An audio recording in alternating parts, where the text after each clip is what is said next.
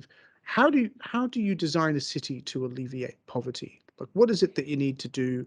We talked a little bit about industrialization, which obviously is critical, but how do you create a city to alleviate poverty?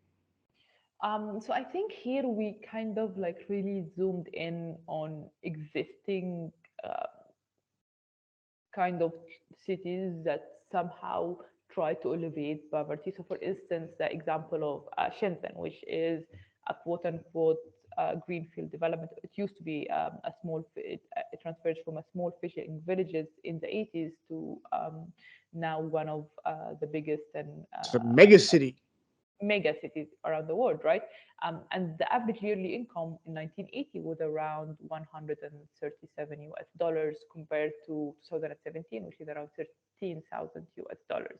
And you can then go look at Singapore or look at Dubai, and you'll find certain trends of cities that had a different kind of governing systems because Shenzhen is is a sort of a mega economic city, right?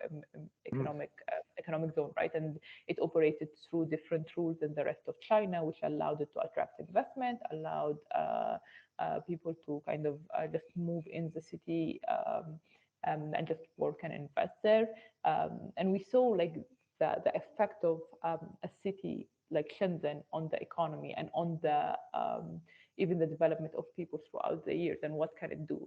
And this is where it came about like, oh, new cities or cities can alleviate poverty through attracting good jobs, through attracting investment, through attracting labor and creating a better life for the people there. And through that evidence-based research, we were like, yeah, so how can we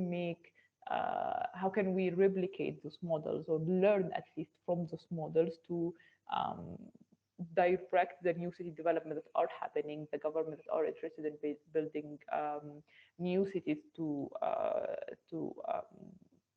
to face the urbanization challenges and actually make it work. No, not just make it like a place where people live and then they have to go to the informal economy and all of this Yeah. kind of stuff, but create the structures that would attract the investments that would create this kind of stuff. And the thing that in common, the thing that is in common between all of those kind of cities that we saw like a huge economic development happen in a very short time was that governance system that actually worked on the city level and the through post governance changes. And this is where, oh yeah, shorter city makes sense because then you have a city that can create that economic investments or can create that economic surplus, but through um, proper governance, it can actually do that.